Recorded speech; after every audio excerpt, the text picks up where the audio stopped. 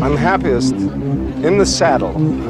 A fellow sportsman. I am an FBI agent! Great Scott! What do you say we cut the chit-chat? A-hole! Dogs and cats living together, mass hysteria! Come with me if you want to live. Hello, and welcome to Retro Ramble. I'm Charlie McGee. I'm George McGee. And from our confined cocoons, we bring you another Retro Ramble podcast during lockdown. And this time, George and I are taking a mosey on back to 1990 and 1991 to review Teenage Mutant. Is it Hero Turtles or Ninja Turtles, George? Ninja Turtles in both cases for the movie. Even though there's a lot of controversy around the naming. So we're going back to the 90s, slightly further back than we've been to recently. We thought it would be better to do both films together, didn't we, George? Yes. Well, it was your suggestion, but I think it makes sense to me that, we were going to do the first one because it's its 30th anniversary. May as well do the second one because... I just didn't want to have to go back and do it again. I was going to say, when else are we going to cover it? Well, that would be next year, the 30th anniversary of Which no one's going to be celebrating. So, we're going back to... George and I were just discussing there. A very interesting year for movies was 1990. A lot of sequels. Predator. Yeah, a lot of sequels, just to rattle some off. So there was Predator 2, Young Guns 2, RoboCop 2. Die Hard 2. Die Hard 2. They weren't running out of ideas. So I think this is an important film to George and I. We were very much target audience because we were kids, we were kids during the late 80s when the cartoon came out, and the cartoon came from the comic, and then the film came from the cartoon, but George is going to go into that in a lot more detail, aren't you, George? Yeah, I think it's safe to say I was, Turtles mad. I was properly swept up by Turtles mania, and I think you obviously were a little bit older, less so, but you were still... I was prepared to watch it with you, yeah. Because, you would have been 11 when this came out? Again, still target audience. So we're going to go through, I think, just to point out, kind of like when we did Batman, which is of a similar era, and there's going to be a lot of production and trivia about what made the first film a reality, because the second film was very much a case of, let's do it again before the kids lose interest. So I think for this episode, we're going to talk a lot about what made it a reality and what the film means to us. And then we'll probably just compare the two films and go through what were our favourite parts, right, George? And then there's the usual Coulda Woulda Shoulda, and then I think special feature towards the end. Anything else you want to mention before we dive in, George? Yeah, so in terms of general housekeeping, so Retro Ramble is all about Charlie and I, who are brothers, looking back at the films that we grew up with, how they hold up, have they aged well, what made them unique. And we'll be going into these films in detail, but, it's a light-hearted look back at these films. We're going to be going into trivia. We're going to be talking about things that we like and don't like. It's not an overly serious appraisal if you're looking for a critical review and a thorough review. So this is very much a retrospective for us. So we just aim to entertain, have a bit of fun, and look back at, what made these films the way they are. I'm sure there are more thorough Turtles podcasts out there, but for us, this is just one of many films that we're going to be looking back at. We're going to be going into spoilers from the very off. Hopefully we might inspire you to go back and give them another watch or another laugh. Yeah, it's very much a nostalgia thing, seeing, is it a fond memory or is it, oh my God, that was so bad. What was I thinking? What were we thinking? So, without further ado, we are heading back to 1990. We've got some arcade games, we've got some CD players, some boom boxes. Some boosted CD players. So we're heading back for Teenage Mutant Ninja Turtles 1, and of course the second one with the amazing colon, Secret of the Ooze. Okay, let's hit it. Enjoy. Enjoy.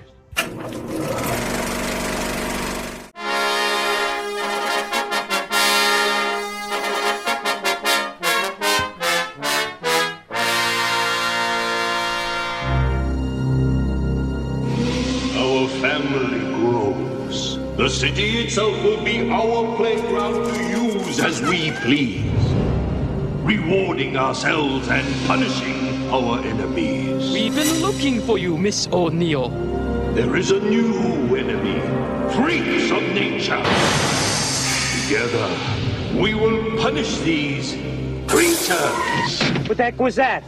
Looked like sort of a big turtle in a trench coat. Awesome!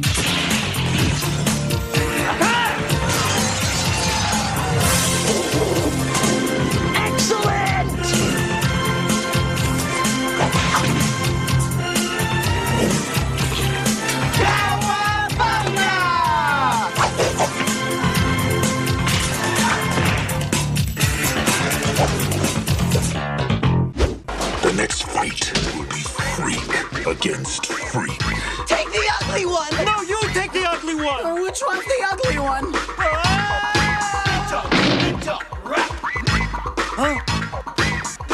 Go long! Go long! Turtle in the open! Surf's up, dude! Rock and roll! Teenage Mutant Ninja Turtles 2. Cowabunga!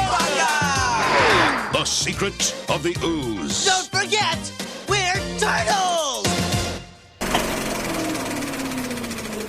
So, George, Teenage Mutant Ninja Turtles, how did we get these two amazing films? What's the backstory? Because there's a lot of trivia behind this one. There's a lot of trivia behind this one, and it's kind of a bit like a can of worms or a ball of yarn, a ball of worms. I don't know. I'm getting my metaphors mixed up, but it's one of those things that, oh yeah, let's look into how the film came to be, but you can't really, a bit like how we recently chatted about Mortal Kombat, you can't really talk about the film without touching on the origins, the source material. Yeah, the source material, exactly. So Teenage Mutant Ninja Turtles started off as a joke, essentially, between two aspiring comic book artists, so Kevin Eastman and Peter Laird.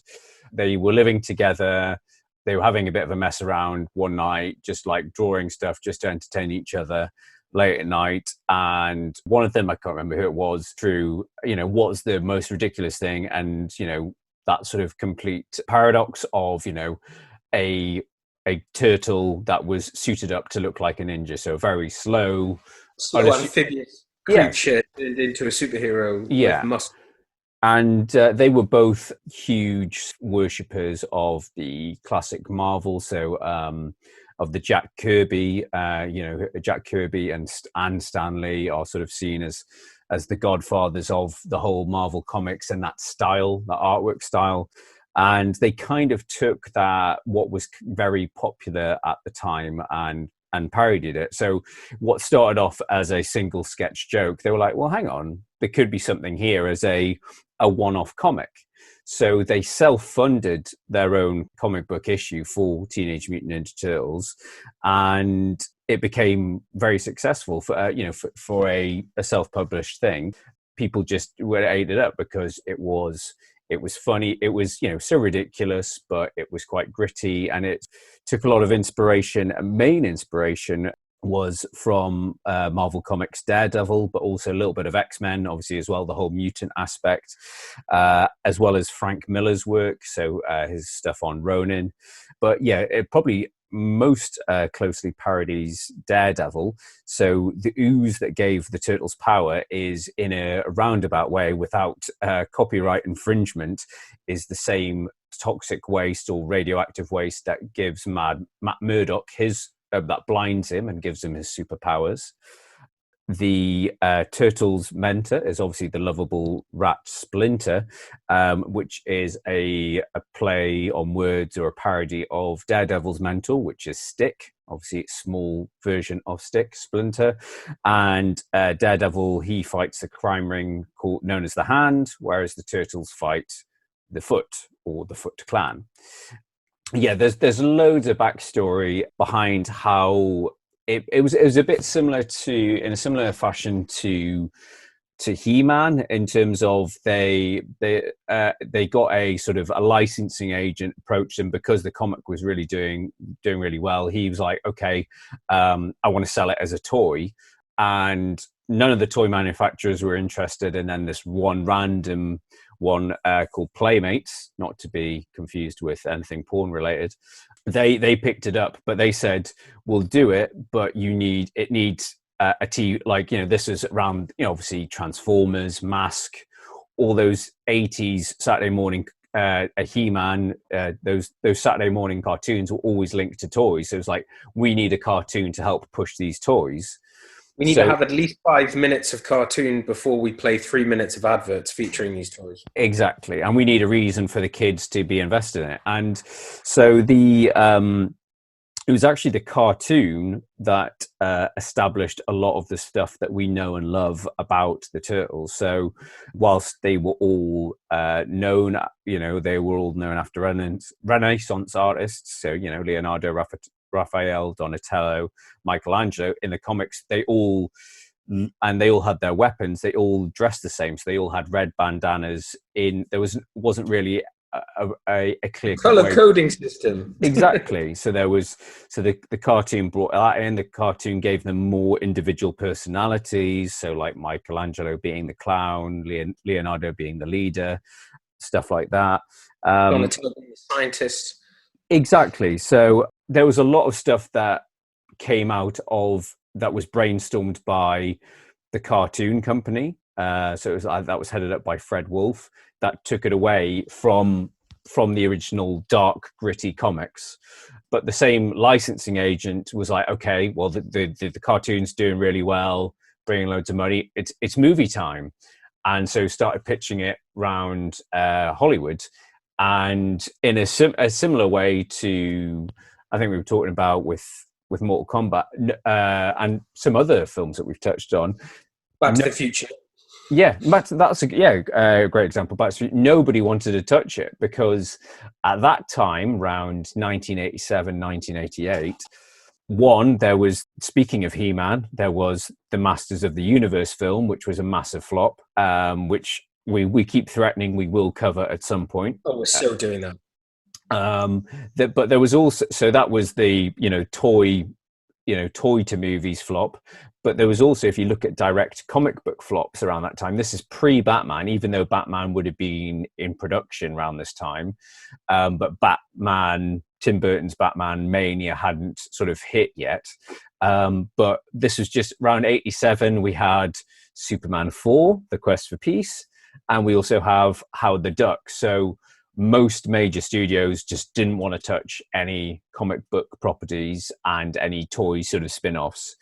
So it was actually a Hong Kong studio got involved, Golden Harvest. And Golden Harvest are probably most famous for producing Enter the Dragon.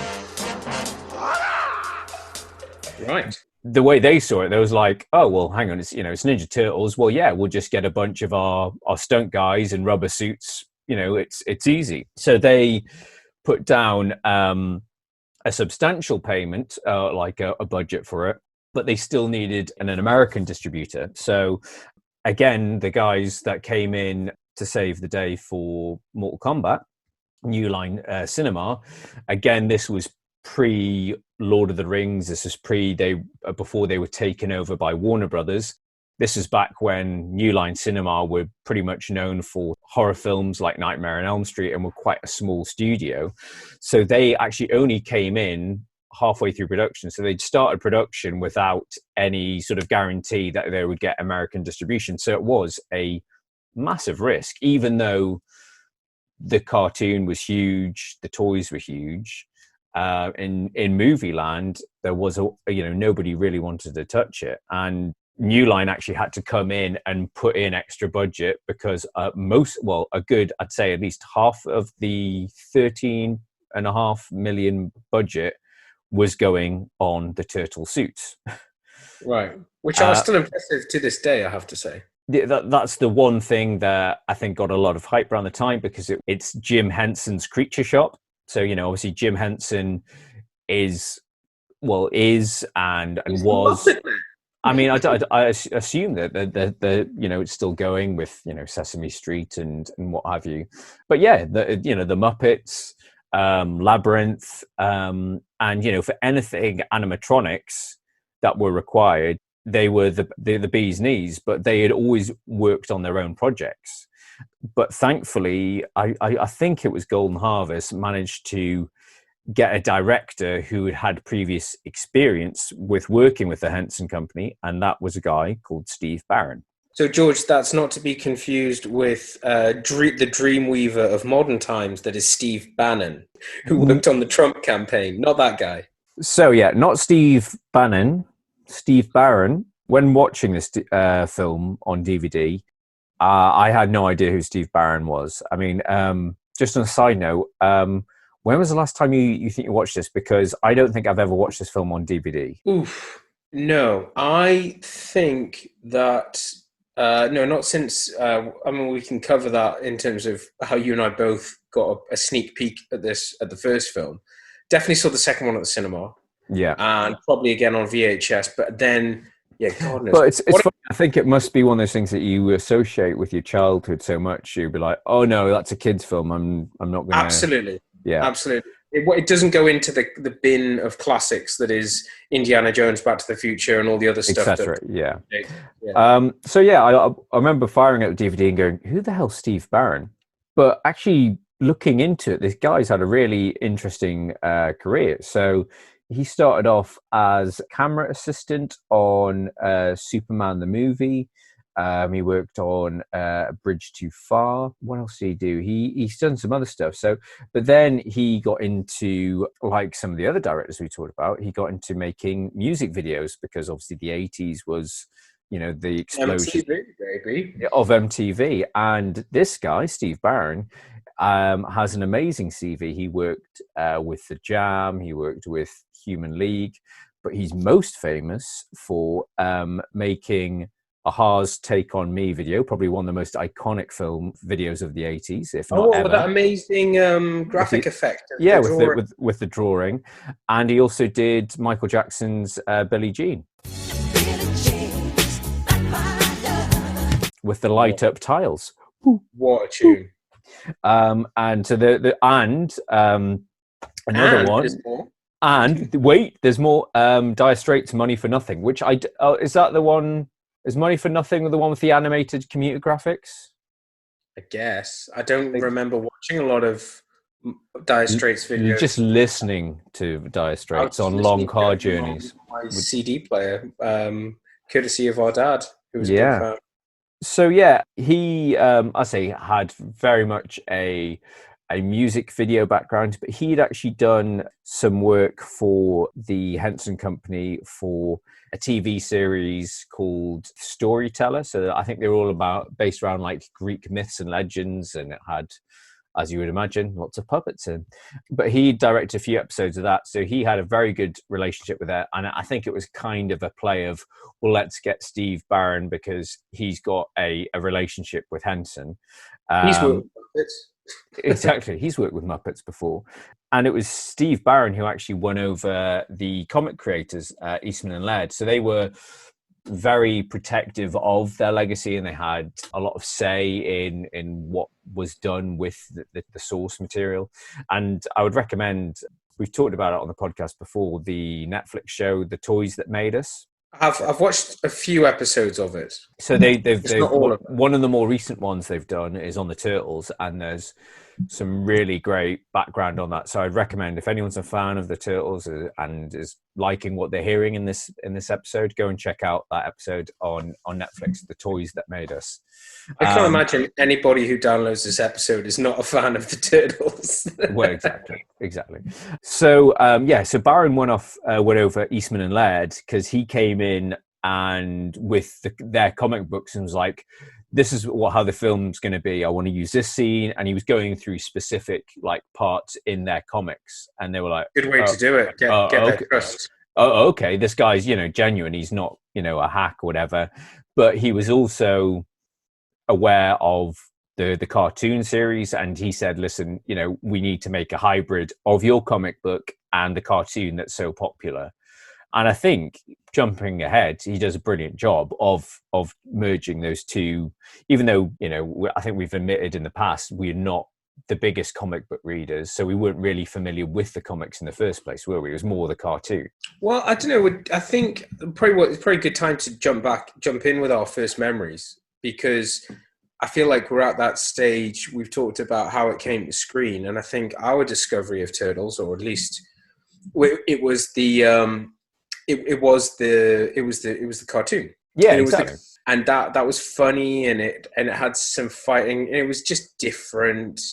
And I think it was the fact that we loved X-Men. What a fucking cartoon that was. And we loved Spider-Man.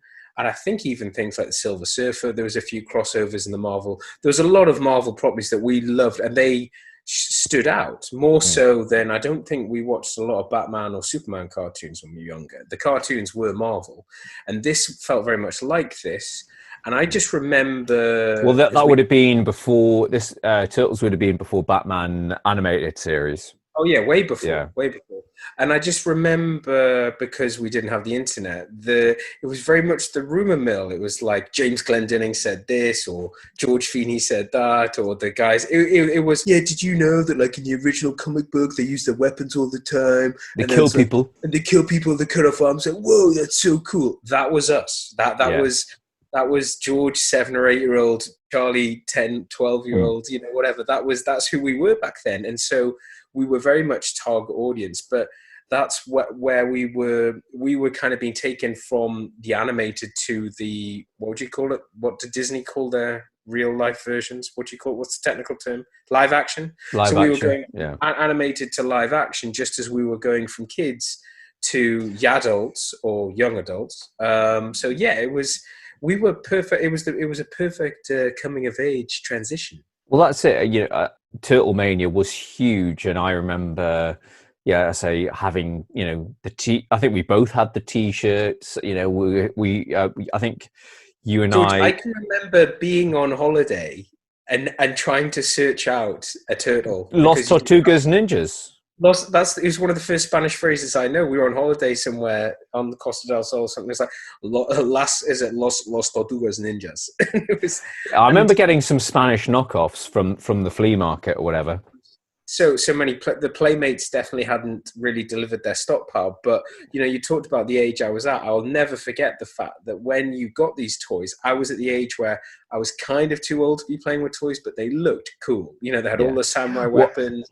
Well, I remember we were very, very lucky because our parents were very good friends with the head of a big department store in Newcastle, Phoenix, and he gave us like exclusive access. Like, I've got, our turtle stock's just been arrived. Do your kids do you want any? And so you and I, there was none of that. Oh, I want Leon. They haven't got Raphael. We got the 4 and we got 2 each. So I think I got Donatello and Michelangelo, and you got Leonardo and Raphael, or something like that. So that is exactly how I remember it as well. It's funny how we remember that's mine. That's mine. So I think we're willing to admit we were swept up by Turtle Mania, and because back then there were bigger delays between American releases and the rest of the world. I think there was at least a 6-month. I think it was released in March in the States, and then wasn't released until November in the UK. So similar to Batman. Yeah. Similar to Batman. So summertime, we managed to get a dodgy copy from somebody. I'm not going to name. I can't exactly remember who it was, but I remember it was pretty much in black and white. It was terrible. It was such a bad pirate, but we were eager to watch it. We didn't care. And can I think it did what the BBFC would be very happy. It put us. The fact. The Federation Against Copyright Theft. They'd be very happy to hear that it put me off piracy copies for life, because we were so excited to see this film, and it was peer pressure. Yeah, let's put it on. It's like there's no color. The sound is terrible. The sound was muddy, but yeah, we watched it to the end. We properly lapped it up. And the thing that we didn't sort of realize, or the thing that we were sort of boasting about, was it was the American version, which had all of the stuff in it. So it had all the violence, essentially, of all the weapons, whereas in the UK, they cut everything focusing on nunchucks. They cut out a lot of the violence in there because obviously in the UK, quite famously, they changed the cartoon name. So it was Teenage Mutant Hero Turtles because they thought the word ninja might inspire children to try and become ninjas. I'm not entirely sure. They were worried about sausages in the second film. In the second one, yeah. So the guy, the head of the BBFC, again, there's some great articles. I think there's an article written by Simon Brew, talks about the whole controversy of censorship of the Turtles. But essentially the head of the BBFC had a massive issue with nunchucks or chain sticks, the very British sort of terminology for them. He thought they were going to be, inspiring people to buy them on the streets and to be mugging old grannies with nunchucks, and that's why Enter the Dragon for years in the UK was there's a very brief scene in Enter the Dragon that has Bruce Lee with nunchucks that was edited out. All footage of it in Turtles, the film, was edited out, and a scene in Turtles 2, which we'll get on when Michelangelo is doing it with sausages, was also cut out because they still thought that nunchucks, sausages could still be perceived as nunchucks.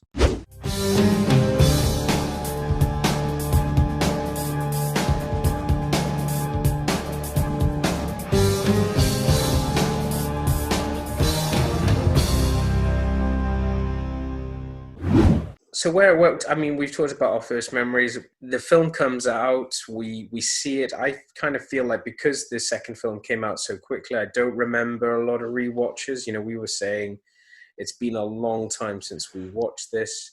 Well, again, I think this ties into what you were saying before about that sort of repeat viewing. I imagine our dad was, if a film was good, he'd be quite happy to take us to see it a few times, stuff like Back to the Future, Bigfoot and the Hendersons, classic film.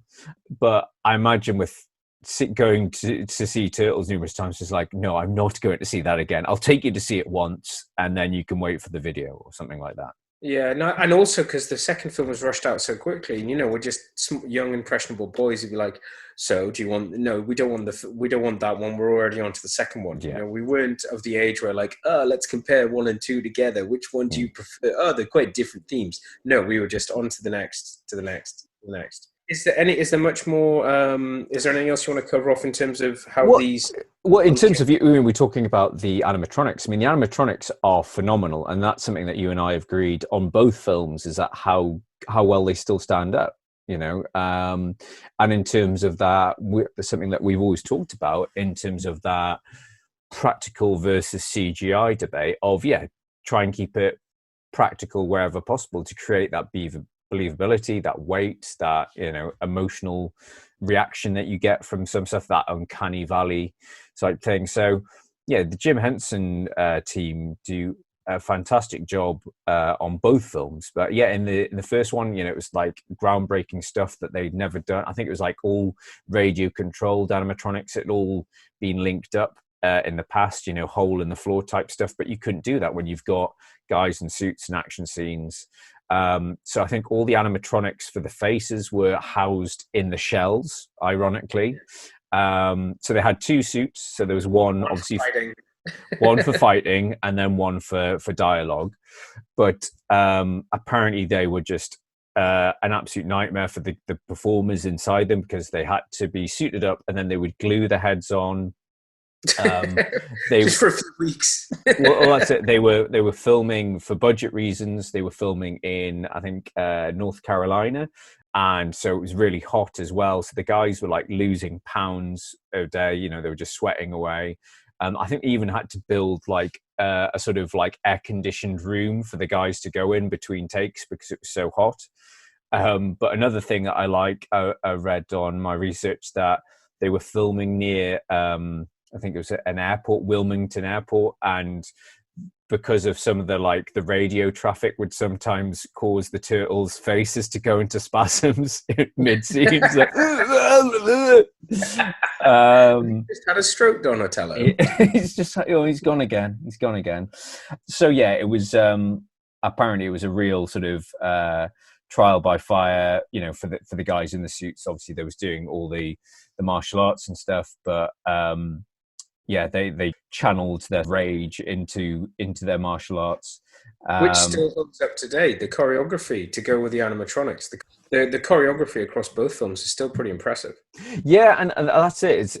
The two main takeouts I got from the first film, obviously, yes, it is a lower budget film than, you know, most other sort of Hollywood blockbusters, comic book adaptations we're used to, but you can see where the budget has gone, you know, on the Turtles, because they do look fantastic. And as you say, it's amazing how they can move in those suits.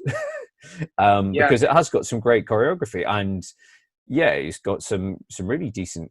It's quite gritty and great. I really like the way it's shot. You know, the way certain like characters they come in, how it's shot in the sewers, how the shredders introduced. That's a really well lit, you know, shot scene. I mean, you know, obviously you can tell so many directors have migrated from music videos, Michael Bay being one, into film features, because they get those shots of, oh yeah, that would look really cool. Yeah, wandering camera, over the top camera, lots of dry ice.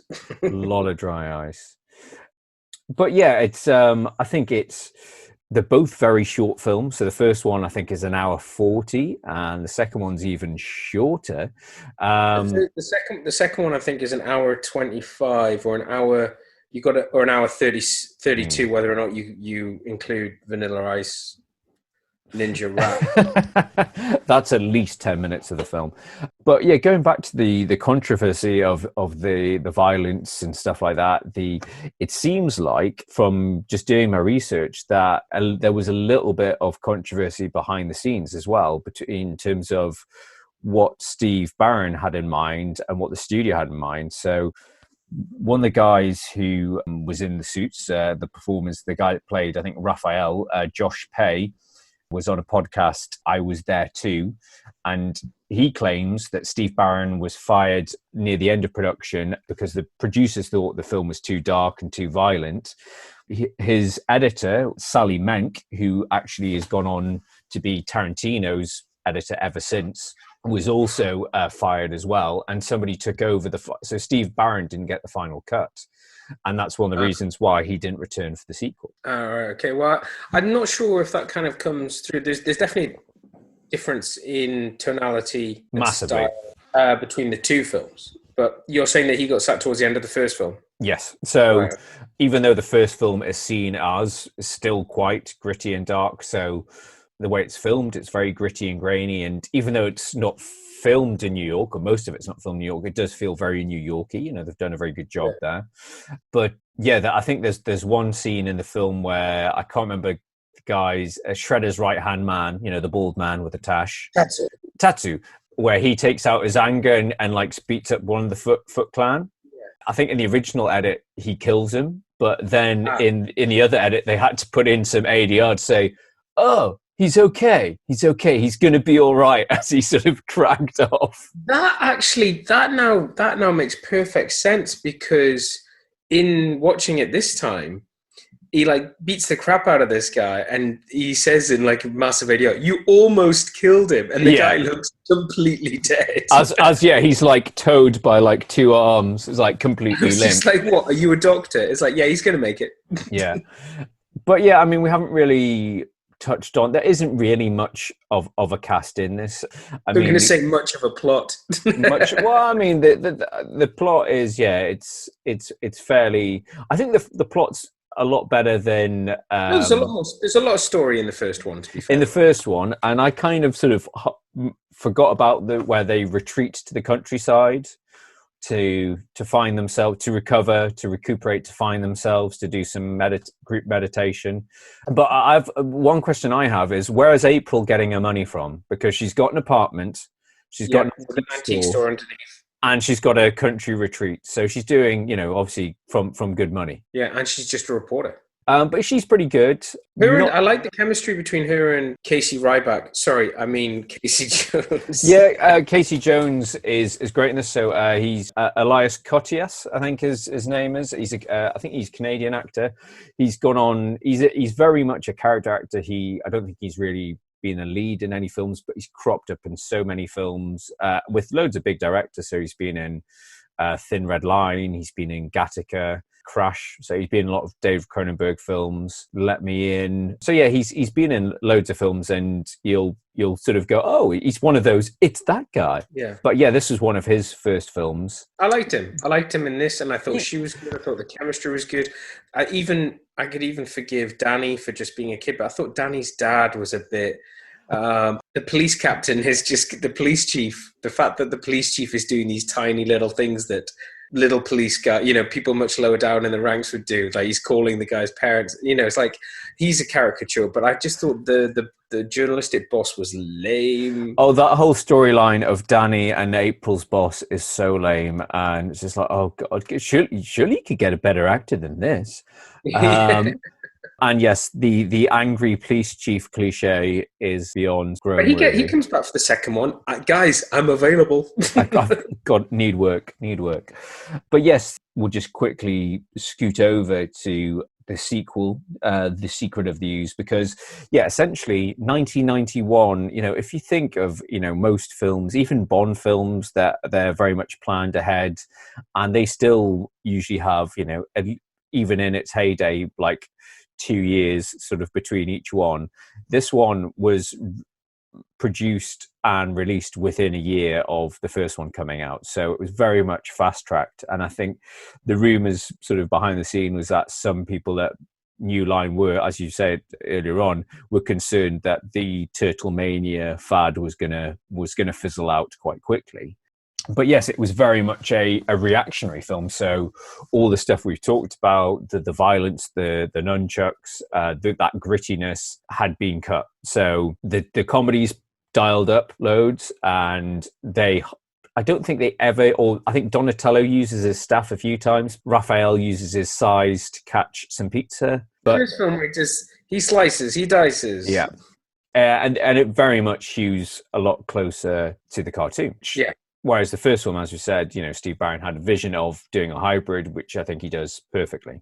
Oh, yeah. Well, I mean, basically, we were just talking in terms of what you were saying about, the second film, Secret of the Ooze, was much more, whereas the first film was honoring the roots of where it came from, the second film was, where it was currently in its future. Capitalizing on it.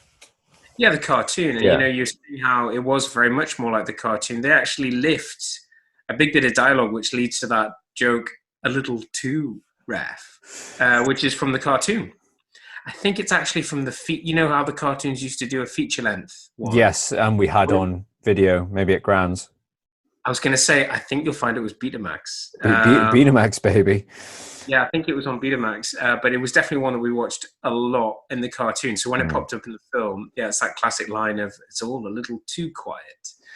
So yeah, it was very much more comedy, but I'm not sure to see how much had changed in just 12 months. Yeah, it's nuts. I mean, was it 12 months, or was it just 12 months between release? I think it was literally produced and released within a year of the first one coming out. No, but I mean, like, if you think about... So it came out making the first film. When the idea for making the first film, Turtles, the cartoon, wasn't it in a different place to where it was now? I think the cartoon first started in 1987, I think. So it had been going for two and a bit years before the first film came out. It is basically just that when the first film was made, Turtles was a thing, and when by the time the second film was made, it was massive, even bigger. As a result, double the budget of the first one. So this one's 24. Well, pretty much double. It's 25 million. And yeah, because you and I, we should tell our listeners about this. We actually watched this together remotely, didn't we? Oh, yeah. So sorry. Yeah. Recently, because of the confinement, the lockdown, George and I did something that we've never technically done before. We've done it before where we've watched the film at the same time, and we've been trying to watch the film and WhatsApp each other, and we've been making notes. But I think we discovered something beautiful. We did what is known as a watch-along. A watch party. A watch party. So we had, whether it was, we're not going to product placement, whatever device. We did a video conference whilst both of us watched it. We synced it up. But obviously, I was streaming it, and George had the DVD. Good old physical media, me. Bloody no, it proved to be superior. The problem, as we found out, is that whereas DVD, to get all geeky, is reading it directly, obviously streaming, there was a little bit of lag. So my patient brother George had to keep pressing pause to keep us in sync. But I enjoyed it, and if this lockdown only continues for another, 1, 2, 3 years, Who knows? I say we can keep doing it. Yeah, despite the lagging challenges, it was a lot of fun. Some of the most fun we had watching this was Sex Pest Pizza Boy, new character for the film Kino. Yeah, because what happened, we've got no Casey Jones in this, or Casey Ryback.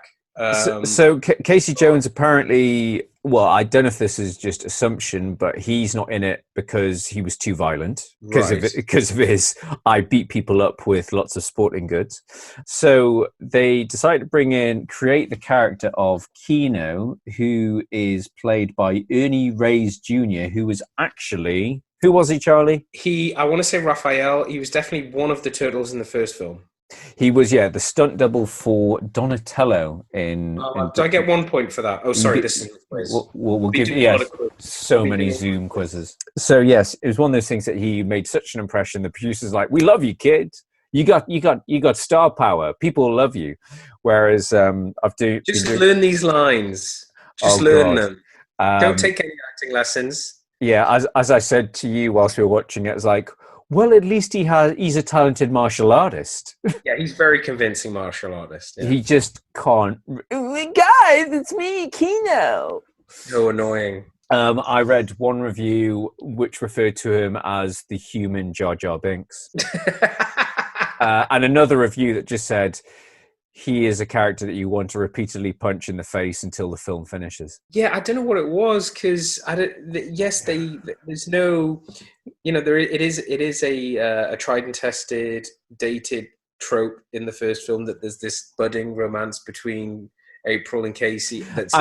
We kind of skimmed over the whole Casey Jones thing because he's played very well by Elias Koteas, but he is a lovable douchebag, but is he homeless? Is April kind of hitting on a bum because he kind of hovers around? He doesn't have a fixed abode. He sleeps in a van. He is a bum, right? No. He lives in Central Park and he and fights over. I thought he was very convincing because what he's used for in the film, he's used in very different ways. It's like romantic device or the other human that is next to acting next to the turtles with April, but then he does some comedic moments, and then back again he's fighting. He's a kind of good guy, and he's for some reason beholden to Raphael. Hey, he's my mate. We beat each other up in Central Park with all the other hobos. No, but you know hobo fight. Way ahead of its time. No, yeah, so he's fizzled out, and we get this guy in the second film who's a little bit rapey. Yeah, he's a little bit rapey. No, but the guy in the second film is just like I don't know. Is it someone like for the kids to sort of like, oh yeah, I wish I was Kino. I wish I was friends with the turtles because. But they kind of do that in the first film because isn't that who Danny is supposed to represent? All those no good punk white kids who are stealing car radios. Danny's such a punk. He is kind of like Danny's supposed to be the eyes of the audience, and I kind of get the feeling that what's he called? Kino. Should we just call him Jar Jar?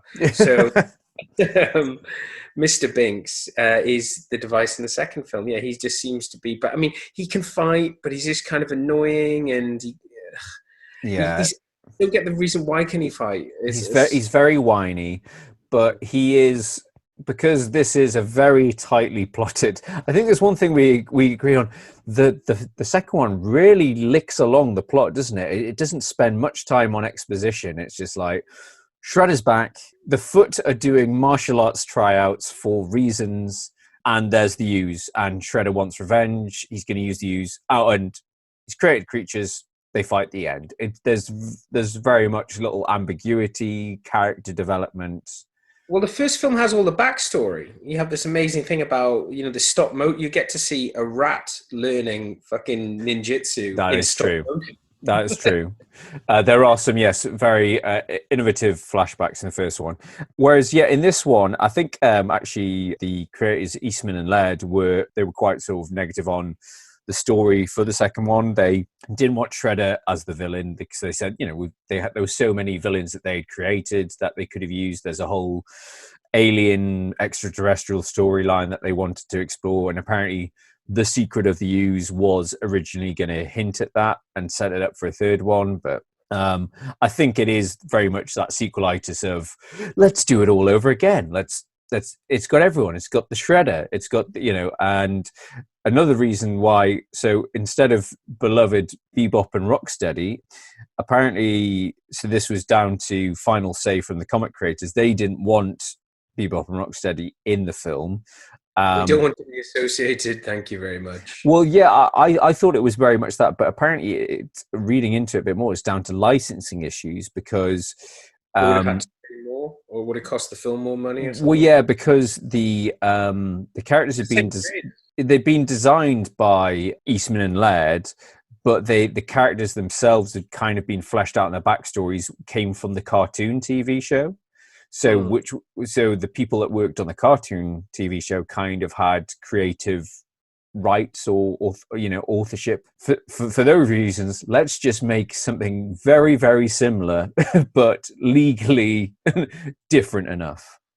So Tokar and Razor, I think it is, or Razor. Serious comic relief from the Henson company there. Can I hit you with some trivia who they are both voiced by? Well, who does the... Yeah, it's Frank Welker, who is the voice of many cartoons in the past. So he did the voice of Fred from Scooby-Doo, but he's also the voice of Megatron. Oh, right. Okay, that all makes sense now. So speaking of the cartoon, so we've got a lot of things that were from the comic, that were from the cartoon. The one character we didn't get from the cartoon was Krang. Shredder, help me. So Krang actually appears in the newer Michael Bay produced ones that we'll talk about later on. But I think that was what, I was talking about this alien sort of subplot that was going to be factored in to this story originally, or that's what Eastman and Laird wanted, but they scrapped it quite late in the day. So I think the guy played by English thesp David Warner, the guy who plays the lab guy who's in Titanic, Tron, and Time Bandits, and maybe a lot of other films as well. Paying the bills here. So I think his character was originally going to be revealed to be housing an alien inside, but then they were worried that was, a bit like Quaid. But they were worried that was going to confuse people into thinking it was Krang rather than his alien race, which are called Ultrons in my notes. Ultrons. Let's call them Ultrons. Not important right now. I don't think there's very much else to say apart from Ninja rap, ninja, ninja rap, ninja rap. Ninja rap. Yeah, Vanilla Ice. Oh I mean, God. You and I were having a field day for that. All the background artists, all the extras, the 90s fashion, lots of hats, lots of waistcoats. What they were wearing was just amazing. It was like that film, is it House Party? Or it just looks like everyone's just walked in from that, but with a much bigger budget. Have you heard of cards? Everything looks really fresh. Is that what they call it? Fresh? Yeah, fresh, definitely. Lots of very oversized waistcoats, hats, glasses. And hair that's at triangles. Lots of shapes in the hair. Yeah. Big hair. Big ideas. The whole sort of set piece and choreography of the ninja rap is quite something to see. I still like to pull out those moves. Well, I'm going to be doing them a lot more now. I've been re-inspired, but I just, I didn't realize how much of our dance choreography that we've practiced all these years is from this. Subconsciously comes from ninja rap. The leg grab that you and I love to pull out on the dance floor. That's true. And there is a point. What I like about this film, which is slightly realistic, is like, at what point would Vanilla Ice run away? It's like when Shredder arrives, Vanilla Ice and all of the band just turn on their heels and leg it, and then it gets back to the film. But there is this so product of its time. We're just going to insert a music video into the final act of the film. And it's very much reminiscent of Back to the Future, isn't it? Because there's the whole bit of, oh, this is all part of the act, and this is all part of the show, and don't call the police. And then they blast Shredder by power of subwoofer or something. So it was all stereo from another one of Corey Feldman's. Corey Feldman's not in the second one, is he? No, he was in rehab for this one. Right. Okay, that's a shame. But I recognised him instantly in this. When watching the first one, I was like, "Oh yeah, Corey." It's like, of course he is doofus. So, according to his autobiography, which is called Choreography. Oh my God, good work. A memoir. He said, yeah, the original Teenage Mutant Ninja Turtles was brought to me in the fall of 1989 when I was already pretty deep in a heroin haze. By the time of the sequel, he was in rehab and unavailable for production. Fortunately, he did get another chance to voice Donatello in Teenage Mutant Ninja Turtles 3, which I don't think, even though I was target audience, I don't think even I could be bothered to see. Was this the time travel one that you and I said, are you going to see it? No. Are you going to see it? No. We didn't see it at the cinema. And back then, if we didn't see something at the cinema, it wasn't that, whereas later on in our lives, we would like, we're not going to see it at the cinema, we'll buy it on the DVD. Yeah. Back then, if we didn't see something in the cinema, we never watched the DVD. Yeah, it's apparently really random. I've sort of done a bit of reading on it. So yeah, they go back to feudal Japan. The suits look terrible because Henson's not involved in it anymore. So the suits look really cheap and really bad. There's some sort of romance between Michelangelo and a Japanese girl that's just a bit odd. But apparently Casey Jones is back. It just sounds really fucking cheese dream weird. Okay, well, I think enough for the 90s. I think we've got Jeff and Celine. Your scientists were so preoccupied with whether or not they could, they didn't stop to think if they should. It's time for some coulda, woulda, shoulda. So, George, who else was considered for the roles in either of these two films or the directing and didn't? Because you've already talked about Steve Barron being kind of kicked off. Yeah, so before we get into coulda, woulda, shoulda, there is a blink and you miss it in the first Teenage Mutant Ninja Turtles of an Oscar-winning actor. Do you know who it is? I think he has a few lines in it. Well, yeah, it was like a blink if I wasn't sure because he's in the mugging scene. He's one of the flats. At the beginning, he's these who mug April, and it's not obviously until the end. I was like, Sam Rockwell doesn't dance in this film. Very disappointingly, yeah. I have a bit of a man crush on Sam Rockwell, and yes, he is an amazing dancer, and he dances in lots of films. But yes, he's an amazing actor. Yeah, so yeah, I think he won Best Supporting Actor for 3 Billboards. I thought you were going to say Teenage Mutant Ninja Turtles there. Well, I mean, he's very sweaty in it. But yes, so I think it was Sam Rockwell's first sort of feature film. I think he was 21 when he did that. But coulda, woulda, shoulda for the first Ninja Turtles. So as I say a lot on coulda, woulda, shoulda, take this with a pinch of salt. But apparently people considered for Casey Jones, this is pretty much a who's who of leading young actors in the late 80s. Johnny Depp, Keanu Reeves, who I could see pretty good. I could see Keanu. Christian Slater. Right. Lou Diamond Phillips. Emilio Estevez. Keith, hang on, this is just a cast of young guns. Sheen. This is just a cast of young guns. Jason Patrick, Alex Winter, so, obviously Bill from Bill and Ted, and Lost Boys, and River Phoenix, apparently, were all considered for the role of Casey Jones. So basically, tentpole film. Yeah, call the usual guys. Yeah, but as we noticed, there's a few people that's been replaced in Teenage Mutant Ninja Turtles 2. So we've got a different April. So original actress Judith Hoag, I think, was quite outspoken to the producers about they were working very long hours and unfair conditions and stuff. I think it was such a sort of low budget production. So they kind of swiftly got rid of her and replaced her with, I think, Paige Turco, I think is her name. And they replaced, you spotted it, I didn't spot, they've replaced the guy who plays Shredder, even though I think he's dubbed over anyway.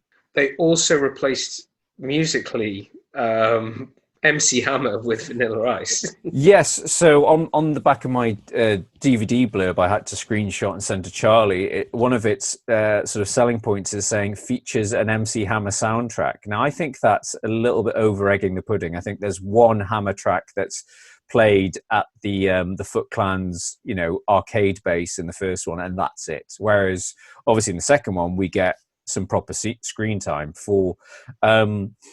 the Ninja Rap, apparently Vanilla Ice wrote in a hotel room using an old school drum machine and wrote it in 30 minutes. I can believe that. Figures. It kind of reminds me of Sam Smith for his, is it Spectre? No, yeah, I wrote it in 20 minutes. It shows. No, what I wanted to say about that in terms of, to talk about the soundtrack just a little bit, the first film, because it's basically, there is a lot of Hammer sort of late 80s rap, sort of beats to it, but there's also when they're training and it's the ninja, it's all very Bloodsport, panpipes, which I was like, yeah, I like it. You kind of making it sound like Bloodsport, so you get my vote for the it kind of goes with any training montage is some panpipes. If you're gonna chuck on the Fire Skype, get Splinter. Is it Fire Skype? Fire Skype with Splinter. The Fire Skype scene with Splinter, is that just Splinter's? Is it like his live mind, or is it like because they're meditating? It's what he told them on the astral plane. On the astral plane, so it's like it was there waiting. Is it like a voicemail, or is it a live feed? I completely forgot about that whole bit. I mean, it was it's totes emosh. I mean, they all cry and they have a little hug and all of you are my sons. Yeah, I know, but there's heart to that film.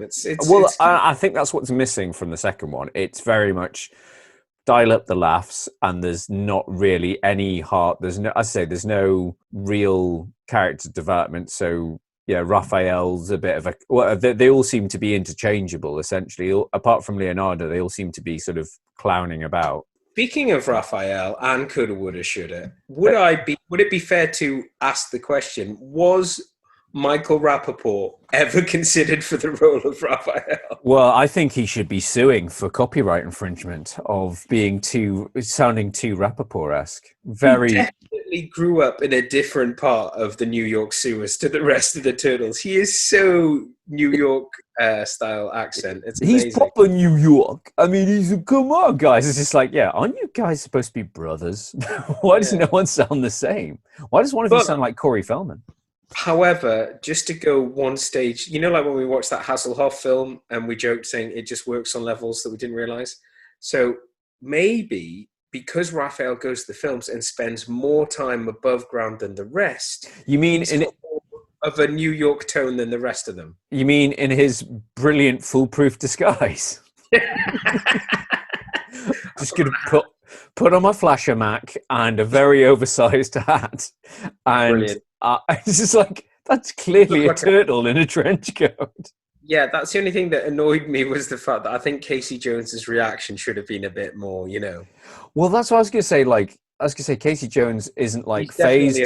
He isn't phased. I think he's just a bit slow, because he's just like, is that a tattoo? Like a full body tattoo? Okay, Casey. No, you've been drinking meths again, Casey.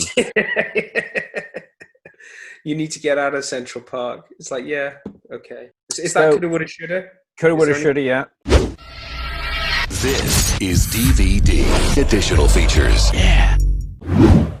What are we going to do as a special feature for this one? Because it's a double feature. Well, yeah, I suppose in terms of special features, we talk about the, I suppose, enduring legacy of the Turtles. So I think Eastman and Laird sold off their, again, it's, I really do recommend people check out this Toys That Made Us on Netflix, because it goes into the whole situation. But I think they were bought out by Viacom or Nickelodeon in 2009, and they sold off most of their rights. I think they retain the rights, or at least Peter Laird retains the right to still produce independently the comics as a separate thing, but they own, so Nickelodeon own all the film and TV rights. And once that happened, they started getting in motion doing another live action film produced by Michael Bay's Platinum Dunes production company.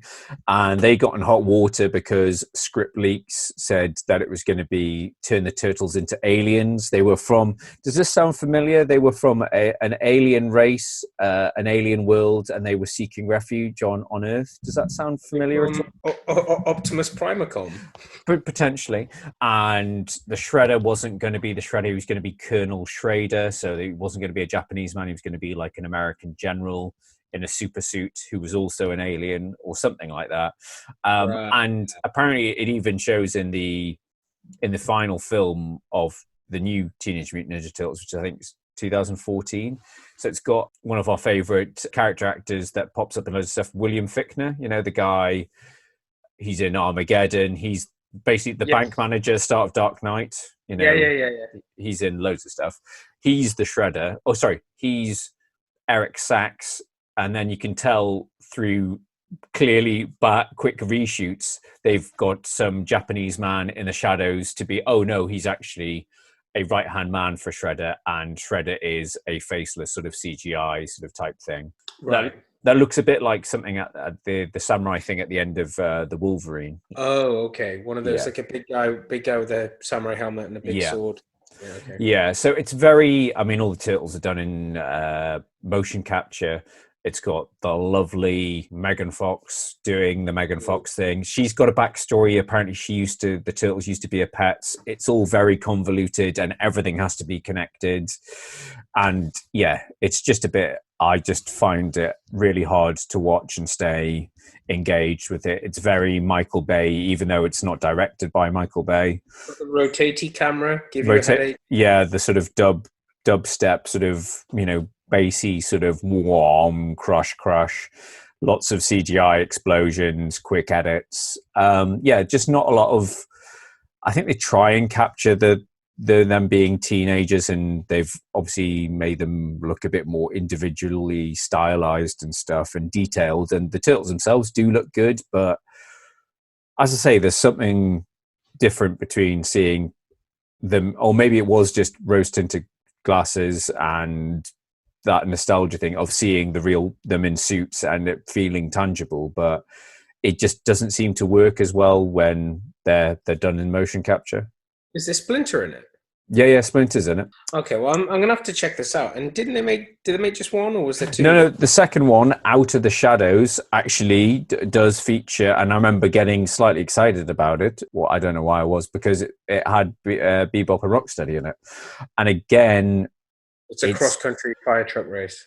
Yeah, pretty much. It's garbage. I mean, it's like, it just doesn't seem to. It's trying to be so much sort of spectacle. It kind of loses the whole essence of what made Turtles good in the first place, in terms of that gritty, dark, grungy, a bit, you know, like, well, let's go back to Daredevil, a bit, you know, those sort of like parts of Manhattan in the shadows at night, and it has to be that big spectacle of fighting on a skyscraper in daylight, and then the second one does the sequel thing of let's try and bring it back to the cartoon. So it's got Krang in it, it's got Bebop and Rocksteady, it's got a very bad attempt at Casey Jones by the guy who plays Arrow, who I quite like as the guy who plays Arrow, Stephen Amell, I think he's called. But yeah, Casey Jones is sort of portrayed as a bungling sort of security guard wannabe cop, and it's just pretty lame.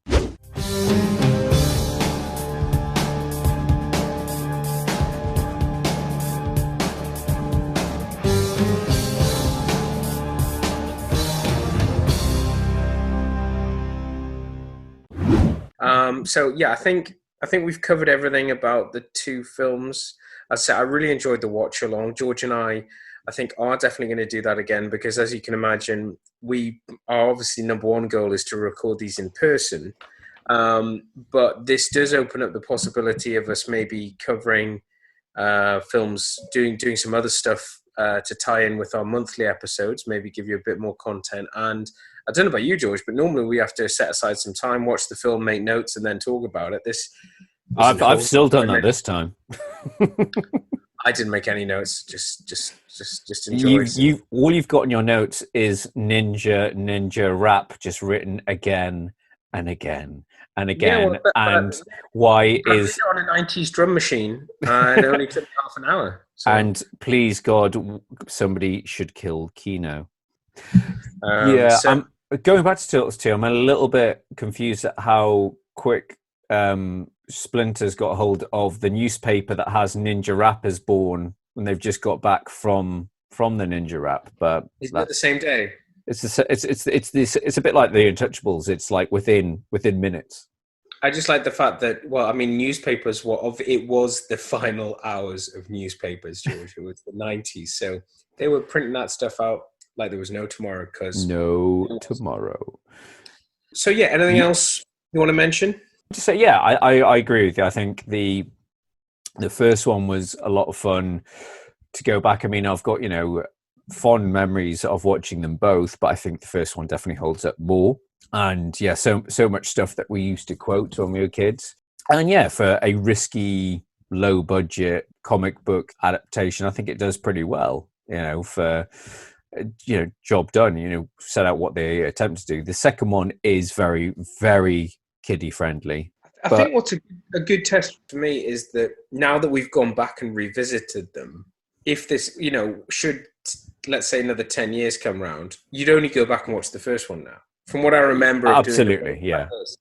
You'd be like, if you would be doing it just for nostalgia, it wouldn't be a case of, has anybody got any video evidence of Vanilla Ice acting? No, I mean, unless that question comes up, it would be, you would only watch the first one again. Well, yeah, it's funny because, going back to what we were talking about earlier, like even the lesser Superman films or the lesser Batman films, like Superman 3 or even Quest for Peace, we touched on, like, I would probably watch them more often because even though they aren't great films, there's a lot of a bigger nostalgia factor and there's more things to like about those. And same with Batman Forever, Batman Robin. Again, they're both a little bit cringy, but the you have fond memories of them, and it's a key part of your life. Certain actors in these films, like all those films you've just rabbited off, like if you're talking about Superman 3, Richard Pryor, Superman 4, more Gene Hackman, Batman and Robin, Arnie, those are reason enough to go back and give them a quick rewatch. But that's true. That's true. Vanilla Ice, no, not so much. Definitely a package you don't want to open or touch. We have got episode 50 coming up, which we're going to be doing something a bit different. Obviously, we are brothers. We are geeky brothers, and we cover a lot of what you could say very male orientated films. Because we're two boys and they're the films we grew up on. However, we do have a sister. There is another. There is hope. Yes, we have an older sister, Sophia, and we decided to do something a little bit different. She, as a typical older sister, was just getting jealous of all of this, podcast fun that George and I were having. And we invited her on, and I'd like to think that we let her choose the film, but I'm thinking that we pretty much said, we're doing this film. Do you want to be in on it? Is that right? Yeah, it's we've done a lot of blokey type films, and we just fancied changing up a bit. So we've gone for, what was the term we used? The Back to the Future of girls' films. Yeah, what is the girl version of Back to the Future? Well, I think it's Back to the Future. It's Back to the Future. But their second choice, our survey said, it's Dirty Dancing. Now I had the time of my life. The wonderful flowing shirts, majestic Patrick Swayze. We're back in Swayze Town. Yeah. Yeah, it's a massive film of the 80s. So yeah, I mean, there may be some listeners out there that just are interested in the guy on guy action that we cover, but for us it's a key film of the 80s. It's a key film of our childhood, and it was long overdue to get our sister involved. So yes, that will be our celebratory 50th episode. And as a special extra, George and I will also be doing a recent ramble on the series that you've all probably seen that we watched, which is The Mandalorian. So for that's all you blokey blokes, we will be doing a more recent chat about that and releasing it around a similar sort of time frame. So yes, the reason that you have subscribed to Disney Plus, if you hadn't watched it already, is yes, we'll be covering the Star Wars spin-off, The Mandalorian. I think that'll be some fun to talk about that. So yeah, we've got some good content coming up, and then after that, I don't know, because of these crazy days we live in, we've had to shift a lot of stuff around. I mean, we were planning to cover Bill and Ted, but I think Bill and Ted is still scheduled to be released in August, but I would imagine that's going to move. So yeah, we shall see. But no, we'll keep you informed. But that's what's coming up for episode 50. Stay in touch with us on all of the channels. You've got us at obviously our main channel, which is Retro Ramble blog. But we know a lot of you follow us on Facebook, on our Facebook page, and on Twitter, and on Instagram. And I'm not sure, is there anything else you want to mention, George? Just the mandatory blurb of, if you enjoy what you're hearing, please leave us a review on iTunes. It does help us. It makes us more visible to more people. And, or even simpler, if you like what you hear, recommend to a friend, a pen pal, a co-worker, even though, just do it remotely at a safe distance. Or a neighbour. Just put our podcast on, put it on really loudly, everyone else is confined, and just make them listen to it and say, look, if you subscribe, I'll turn it off. There you go. But yes, everyone stay safe. Hope everyone's coping with lockdown, keeping sane. But yes, just keep listening to podcasts. You'll be fine. They probably won't listen to this until they're back in the dreary commute of modern life. However, staying socially distanced from everyone. But whenever you're listening to this, we hope you're well. And thank you for listening. I've been Charlie McGee. I've been George McGee. And we'll see you next time. Bye-bye. Bye-bye.